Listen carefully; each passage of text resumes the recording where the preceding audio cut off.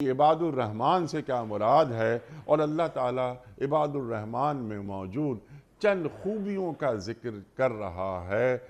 ایک ایک خوبی پر ہم بات آپ سے کروائیں گے۔ بات کیا کروائیں گے، سیکھیں گے آپ سے۔ ارشاد فرمائیے سر۔ آج جو آیات قرآنیہ آپ نے منتخب فرمائی ہیں، اللہ تعالیٰ آپ کو جزائے خیر عطا فرمائے۔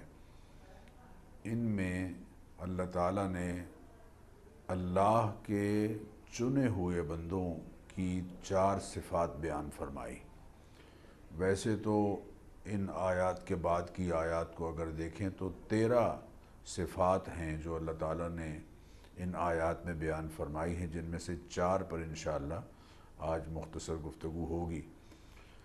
انیق صاحب، آپ سوال انٹرو میں فرما رہے تھے کہ رحمان کیوں کہا گیا ہے، عباد اللہ کیوں نہیں کہا گیا۔ اصل میں اس سے پہلے کی جو آیات ہیں ان میں مشرکین سے جب یہ کہا گیا کہ وَإِذَا قِيلَ لَهُمُ اسْجُدُوا لِلرَّحْمَنِ، جب ان سے کہا جاتا ہے کہ رحمان کو سجدہ کرو تو قَالُوا وَمَا الرَّحْمَنُ، وہ جواب میں کہتے تھے کہ رحمان کون ہے۔